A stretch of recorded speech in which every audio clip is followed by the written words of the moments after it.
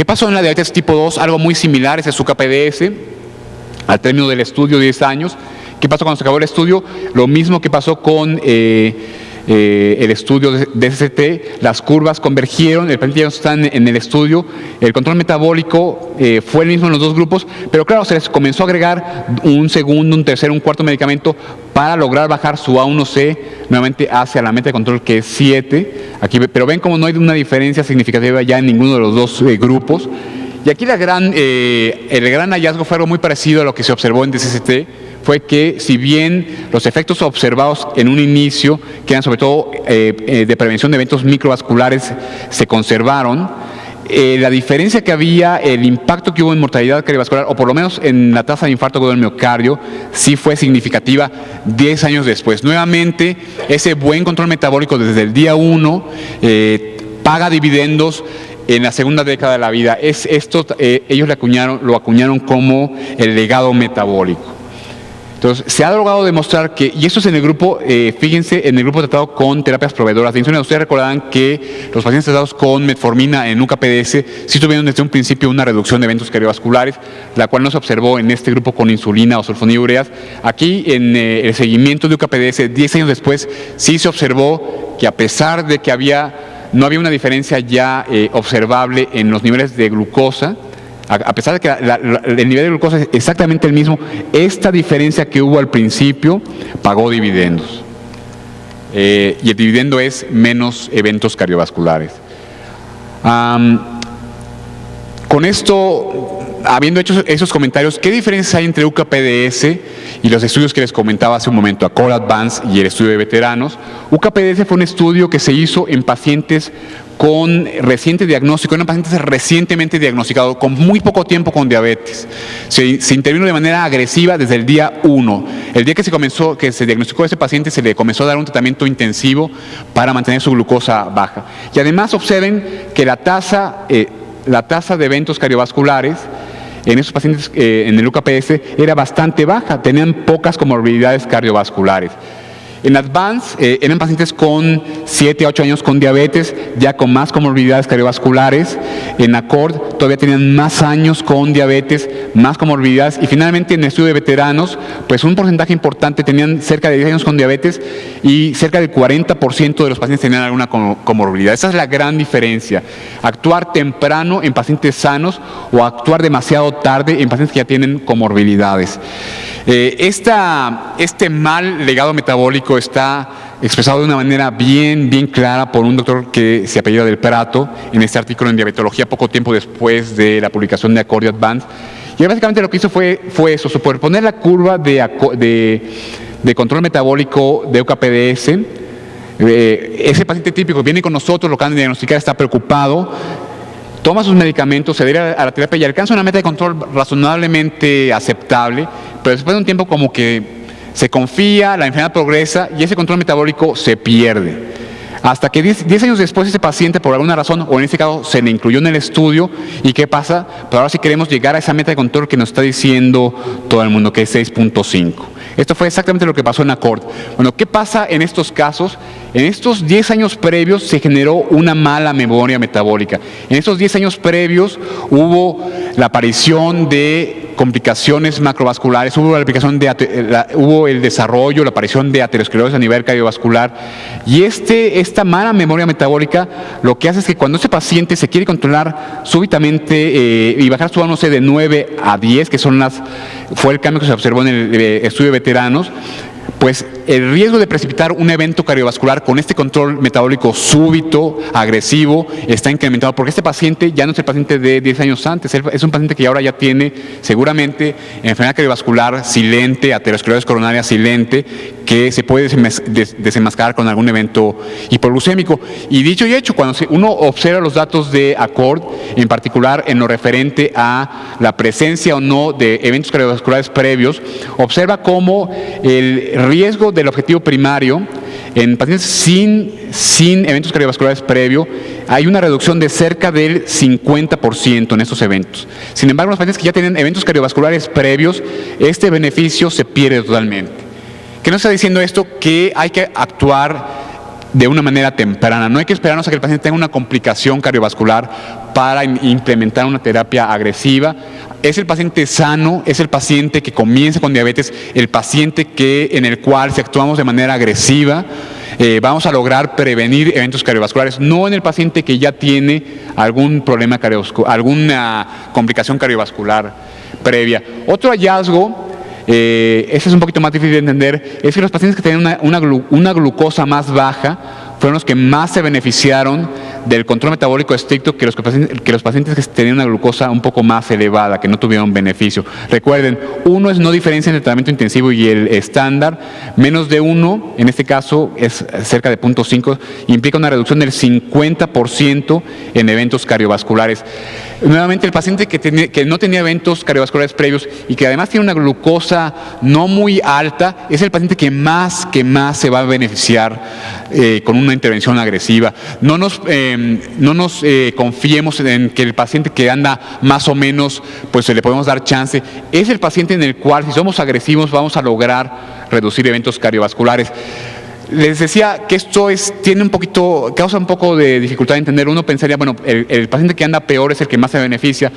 Tal vez la manera de interpretar esto es que el paciente que tiene una hemoglobina glucosilada más alta tiende a ser también el paciente que tiene más años de evolución. De alguna manera esto nos pudiese hablar un poquito del tiempo de evolución. El paciente que menos se beneficia es el que tiene más tiempo de evolución y el que ya tiene complicaciones cardiovasculares. Hay que empezar temprano, hay que ser agresivos desde el día 1 del manejo de la enfermedad. Pues ya les hablé de la mala memoria metabólica. ¿Cuál es otro factor que se ha postulado para explicar esta diferencia, este incremento de eventos cardiovasculares en ACCORD en particular?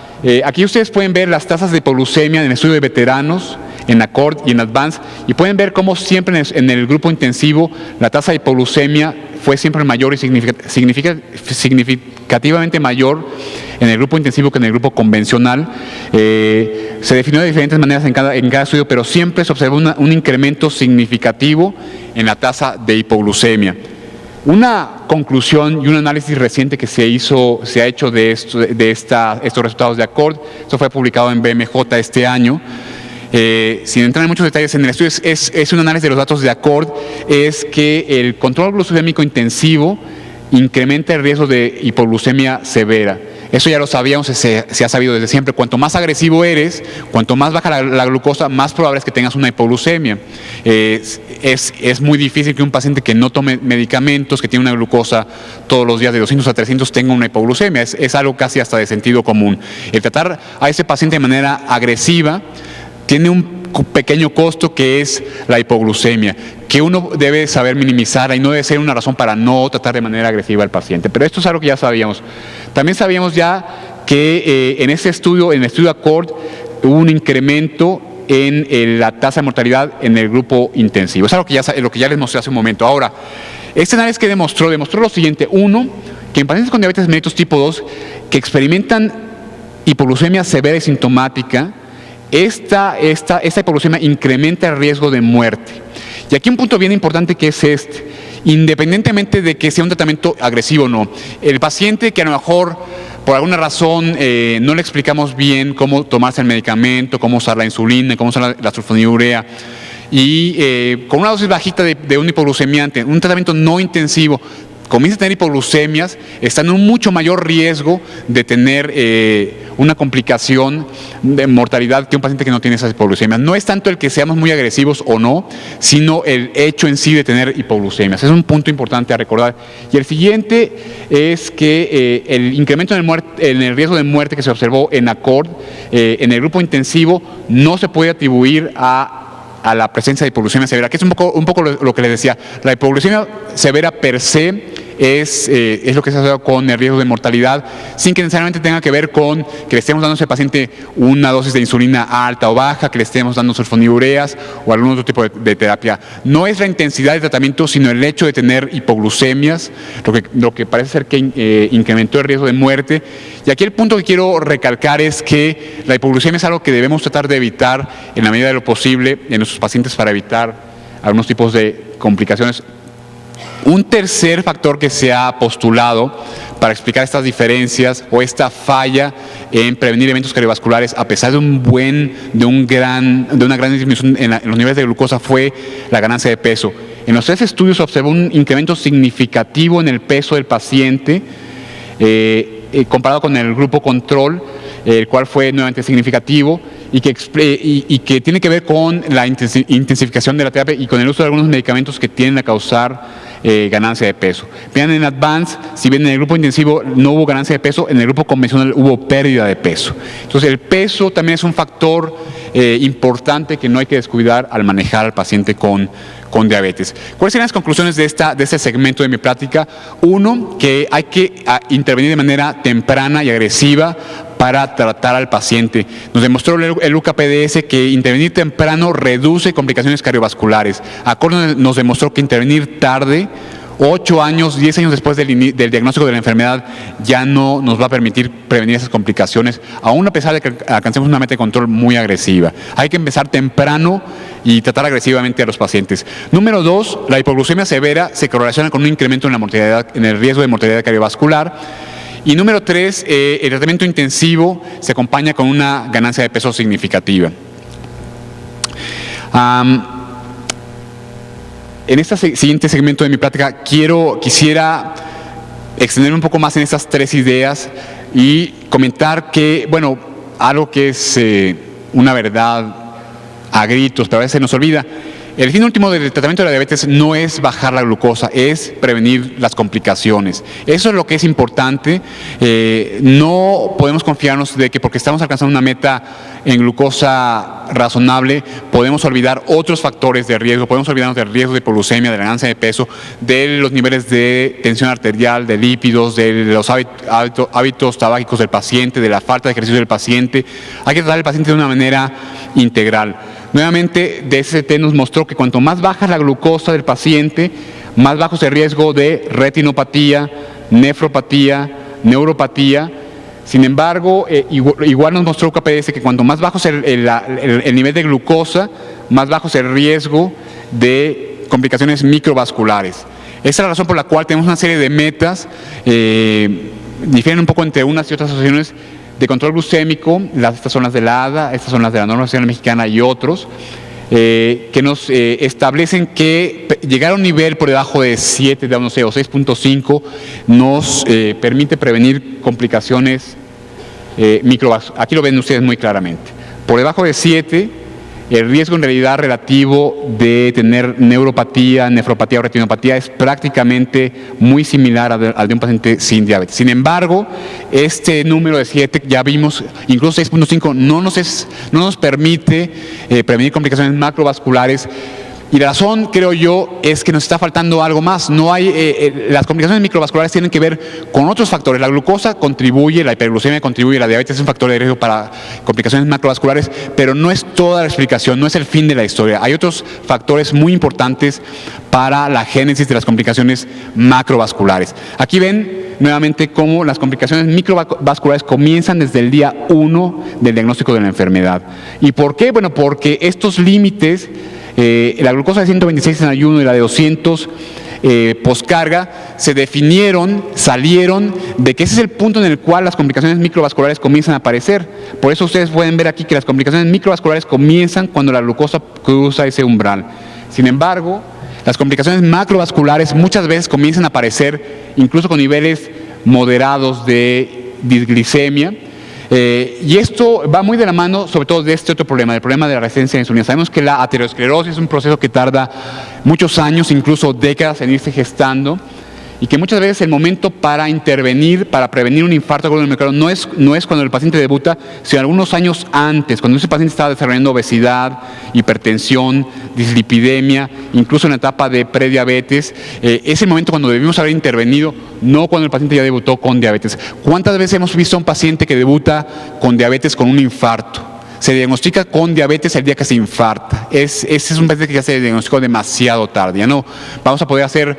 Se puede hacer mucho por el paciente, pero pudimos haber hecho mucho más si lo hubiéramos detectado algunos años antes. Este estudio es un estudio muy ilustrativo de la importancia de otros factores de riesgo cardiovascular. Es el estudio Steno 2, es un estudio en el cual se manejó a pacientes con diabetes tipo 2, manejando diferentes factores de riesgo cardiovascular, hemoglobina glucosilada, la glucosa, pero también colesterol, triglicéridos, tensión arterial sistólica, diastólica, hábitos tabáquicos, se les dio a todos aspirina, y uno puede observar que a pesar de que muy pocos pacientes alcanzaron una meta de control glucémico apropiada, fíjense cómo en el grupo intensivo solamente el 15% alcanzó la meta de control, solamente el 15%.